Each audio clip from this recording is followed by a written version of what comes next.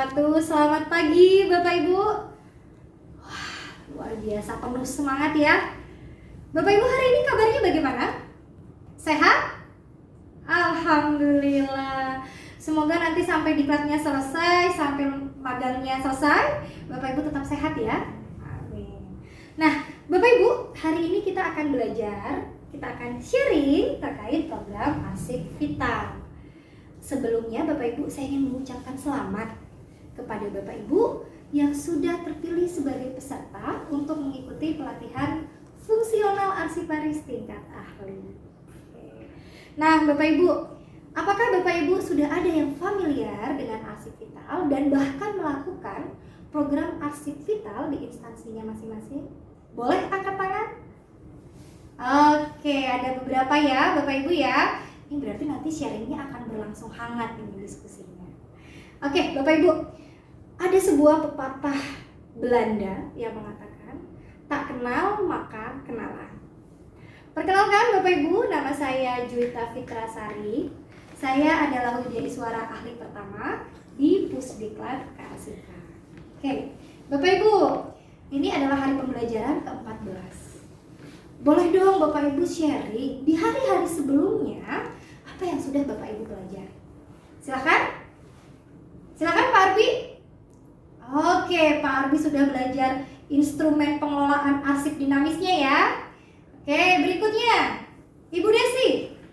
Oke, Ibu Desi juga sudah belajar arsip aktif dan arsip inaktif ya. Nah, Bapak Ibu, hari ini kita belajar arsip vital. Dan ini masih berkaitan dengan pembelajaran sebelumnya. Karena apa Bapak Ibu? Karena sama-sama dalam sebuah wadah atau sebuah pengelolaan yang disebut dengan pengelolaan arsip dinamis. Nah, agenda kita hari ini Bapak Ibu, kita akan bicara banyak mengenai pengelolaan arsip dan program arsip vital. Tujuan pembelajarannya Bapak Ibu, agar Bapak Ibu memahami arsip vital dan bisnis continuity planningnya. Dan Bapak Ibu, manfaatnya. Nah, setelah Bapak Ibu keluar dari ruang ini, Bapak Ibu diharapkan dapat menguasai program arsip vital. Nah, tadi disinggung oleh Ibu Desi, sudah belajar terkait arsip aktif dan arsip inaktif. Kita lihat ini Bapak Ibu, ada sebuah wadah yang di dalamnya juga ada arsip vital di dalam pengelolaan arsip dinamis. Apa itu arsip vital? Arsip vital itu Bapak Ibu arsip yang keberadaannya sangat penting bagi keberlangsungan organisasi. Yang jika arsip itu hilang Bapak Ibu, ia tidak dapat digantikan, ia tidak dapat diperbarui. Sama seperti organ tubuh kita ya Bapak Ibu ya, ada organ yang vital yang jika itu rusak bisa mengancam kehidupan kita, kesehatan kita. Oke. Nah Bapak Ibu, ini adalah manajemen arsip dinamis. Ya, Pak Joko angkat tangan. Oke, silakan Pak Joko. Oh, mau bertanya? Silakan Pak Joko. Baik.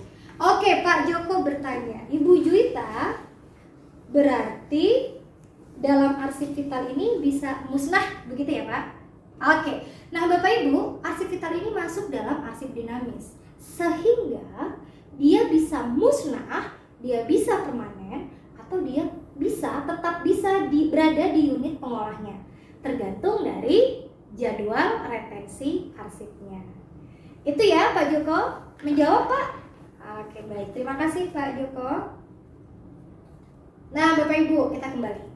Ini manajemen arsip dinamis. Bapak Ibu lihat siklusnya ya, ada 3 siklus.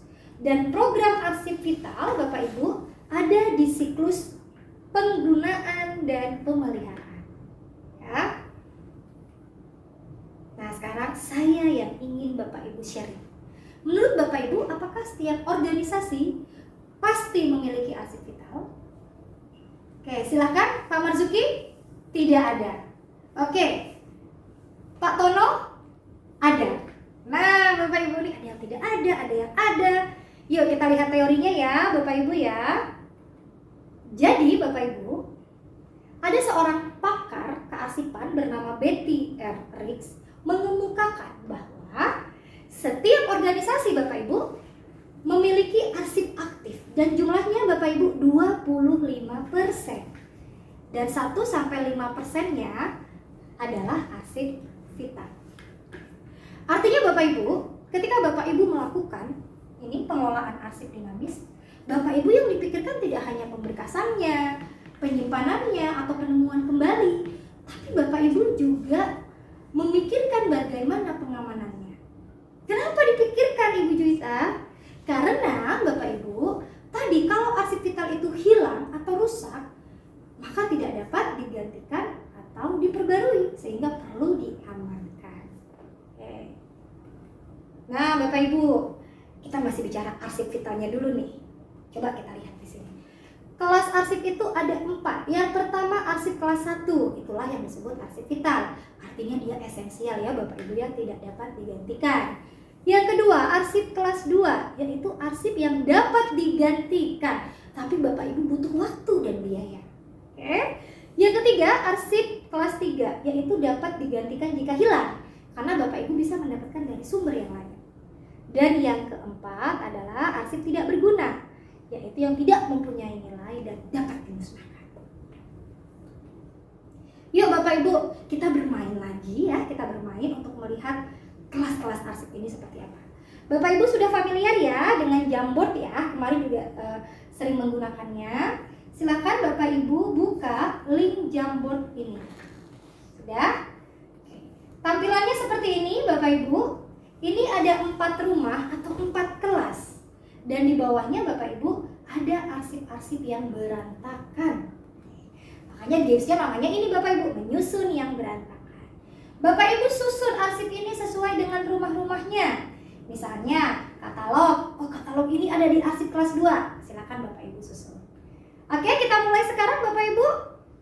1, 2, 3. Silakan. Oke Bapak Ibu, waktunya sudah habis. Oke, tepuk tangan dulu dong biar lebih semangat. Kita lihat ya hasilnya Bapak Ibu. Wah, luar biasa. Tadi saya lihat nih banyak yang geser-geser, tapi akhirnya nih sudah benar semua ya Bapak Ibu ya. Nih sertifikat hak milik kelas 1. Ya Bapak Ibu, betul sekali.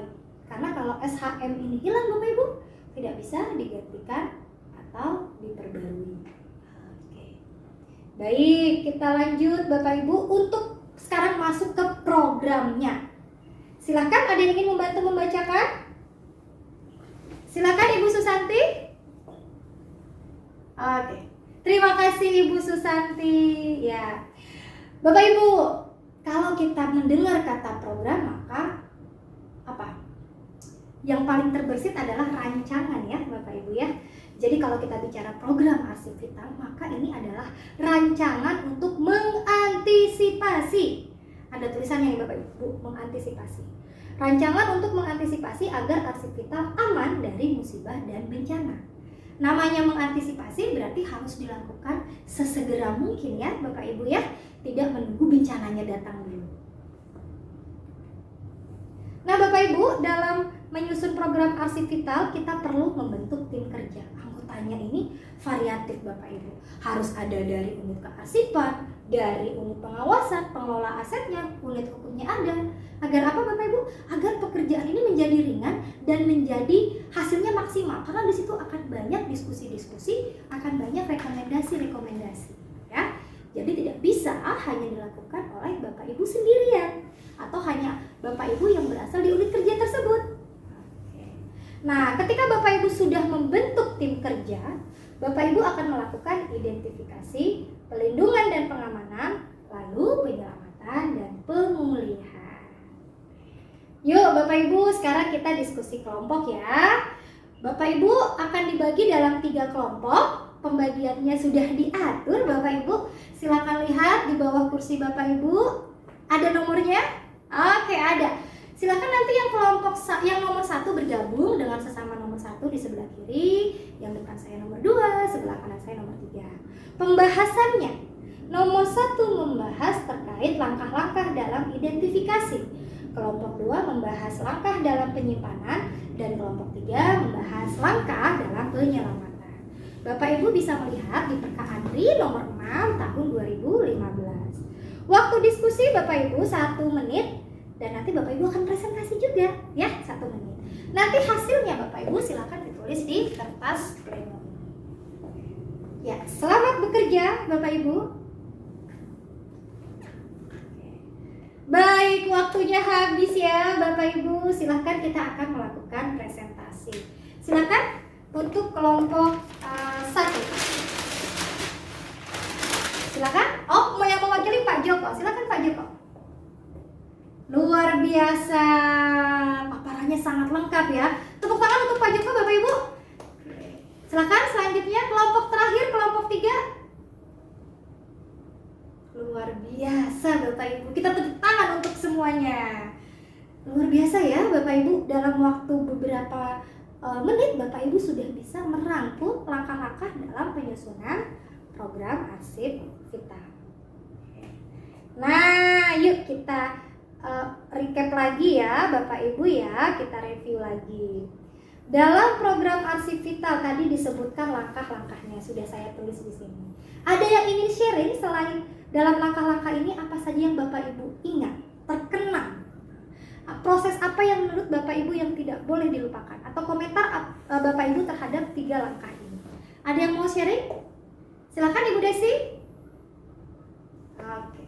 Iya Ibu, betul sekali. Jadi pendataan ini meskipun kesannya seperti kita sudah tahu ya, Bapak Ibu ya sudah tahu nih ini pasti arsip Vita, tapi ternyata tetap perlu dilakukan pendataan dalam bentuk tertulis. Betul sekali Ibu Desi, ini memang poin yang perlu kita ingat ya.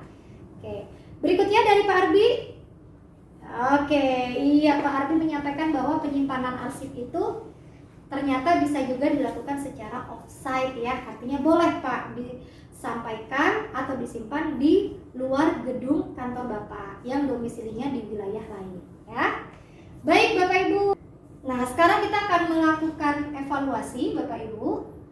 Silakan Bapak Ibu membuka link ini. Oke, sudah dibuka linknya Bapak Ibu? Iya. Hanya kuis sedikit saja Bapak Ibu, hanya 5 soal. Yang baru join Ibu Tuti. Silakan yang lain. Bapak Ibu sudah terbiasa ya, kemarin juga sepertinya sudah sering menggunakan kuisis ya di hari-hari sebelumnya. Oke, sudah bergabung semua, kita mulai ya Bapak Ibu ya. Ya. Baik Bapak Ibu, waktunya sudah habis. Wah, ternyata di sini banyak yang mendapat nilai 100 ya Bapak Ibu ya. Selamat untuk Pak Rival, Ibu Arum, Pak Wasatomo. Boleh kita tepuk tangan semuanya Bapak Ibu. Luar biasa. Nah Bapak Ibu, kita sudah sampai di penghujung. Yuk Bapak Ibu, ada yang mau sharing? Apa saja sih kesimpulan yang bisa kita pelajari hari ini? Silakan Pak Arbi. Oke, terima kasih Pak Arbi. Berikutnya Pak Dasa. Iya. Wah, sudah lengkap ya. Satu lagi deh dari ibu-ibu nih. Silakan. Oh, Ibu Oke, silakan Ibu Oke. Oke, luar biasa. Tepuk tangan untuk kita semua Bapak Ibu. Nah, baik Bapak Ibu. Ini daftar referensi yang saya gunakan. Jika nanti Bapak Ibu ingin memperdalam lagi, boleh ya Bapak Ibu ya dibuka-buka referensi ini. Nah, terakhir Bapak Ibu, untuk menutup pembelajaran kita hari ini, ada sebuah quote dari Muhammad Ali yang saya suka, yang menyatakan bahwa Muhammad Ali ini dia benci dengan pelatihan atau training, tapi ternyata itu yang menjadikan dia juara. Bapak Ibu juga saya harap begitu ya, meskipun pelatihan ini berat, Bapak Ibu semoga bisa menjalaninya dengan baik dan keluar sebagai arsiparis juara. Itu saja Bapak Ibu, saya mohon maaf jika ada kesalahan dan kekurangan kata. Sampai kita berjumpa lagi. Wassalamualaikum warahmatullahi wabarakatuh.